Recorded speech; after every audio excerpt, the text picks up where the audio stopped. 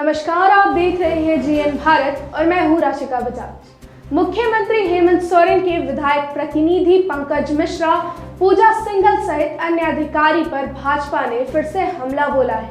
BJP Jharkhand प्रदेश प्रवक्ता ने कहा कि पंकज मिश्रा का आई एम वेट वाला लाइन इतिहास के पन्नों में लिखा गया है, इसलिए ईडी ने इनका तमन्ना सुना और उनका इंतजार खत्म किया।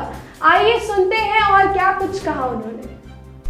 देखिए, ये पंकज मिश्रा जी ही थे जिन्होंने बड़े फेमसली कहा था कि वो ईडी को खुली चुनौती दे रहे हैं, वो ईडी आए। और उनका ये जो लाइन था वो तो मुझे लगता है इतिहास के पन्नों में शुमार हो गया। आई एम वेट, मैं इंतज़ार कर रहा हूँ, ईडी आए। और हमें तो ऐसा लगता है कि ईडी ने उनकी दरख्वास्त सुन ली। और आज ईडी का जिस तरीके से 2 दिनों से उनके यहाँ रेड चल रहा है, तो ये उन्होंने ही बुलाया था।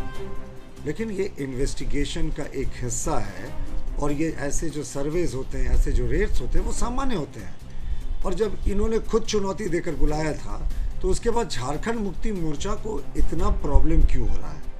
ये तो एक इंडिविजुअल और जो ईडी के बीच का मामला था, लेकिन इसमें पार्टी बचाव के लिए क्यों कूद गई, ये समझ से परे है। इसके साथ ही अभी जो जामताड़ा में मामला निकल के सामने आया है, शुक्रवार को जो हॉलीडे कराया जा रहा है, इस पर क्या कहेंगे? देखिए, इस सरकार ने तुष्टिकरण की सारी पराकाष्ठा को पार कर दिया। हिंदू फल्दुखान लिखने पे लोगों को जेल भेज दिया जाता है। एक आईएएस अधिकारी खुद को सरेआम मुसलमान अधिकारी कहते हैं और कहते हैं कि गठबंधन ने मुसलमान के वोटों से ही जीता है।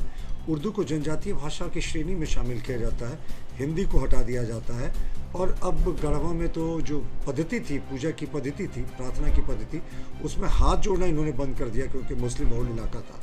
और जो नवीनतम उदाहरण है जामताड़ा का है, जहां मुस्लिम बहुल इलाकों में इन लोगों ने शुक्रवार को छुट्टी करानी शुरू कर दी सरकार के नियम के विरुद्ध। और रविवार को क्लास चलता है, जबकि सरकारी नियम के अनुसार रविवार को छुट्टी होती है, शुक्रवार को क्लास चलना चाहिए। लेकिन जहां इनकी मेजॉरिटी है, ये नियम इनके अपने हिसाब से चल रहे हैं। और हद तो तब हो गई जब इन्होंने स्कूल के आगे बिना सरकार की अनुमति के उर्दू विद्यालय जोड़ दिया।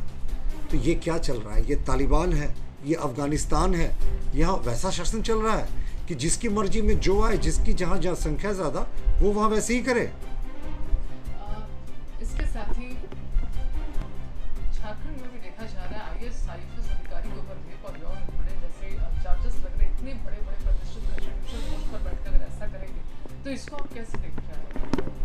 देखिए, ये बहुत ही दुखद है। और जिस तरीके से ये खुटी में ये जो पूरी घटना हुई, उसके बाद एक आईएफएस के साथ ये घटना हुई, ये तो पूरा ये सिस्टम का फेलियर दिखाता है। ये आईएएस अधिकारी हैं, आईएफएस अधिकारी हैं, ऑल इंडिया सर्विसेज के अधिकारी हैं। आप समझिए, इंडिया के जो टॉप 200 अधिकारी होंगे एक बैच के, उसमें आईएएस और आईएफएस में सिलेक्शन होता है। और ये तमाम चीज़ों की शपथ लेते हैं, संविधान के प्रति आस्था की, भेदभाव नहीं करने की। लेकिन जब रक्षक ही भक्षक बन जाए तो पूरे सिस्टम पर सवाल उठता ही है। मुझे लगता है इनको ऐसी सज़ा देनी चाहिए कि जो एक उदाहरण, एक मिसाल के तौर पर पूरे प्रदेश में हो, और कोई ऐसा करने से पहले 10 बार सोचे। और इनके जिनका जो ट्रायल है वो स्पीडी ट्रायल होना चाहिए, फास्ट कोर्ट के जरिए। अपने राज्य से जुड़ी हर ताजा खबरों के लिए आप हमें सब्सक्राइब करें, साथ ही बेल आइकन बटन दबाना ना भूलें।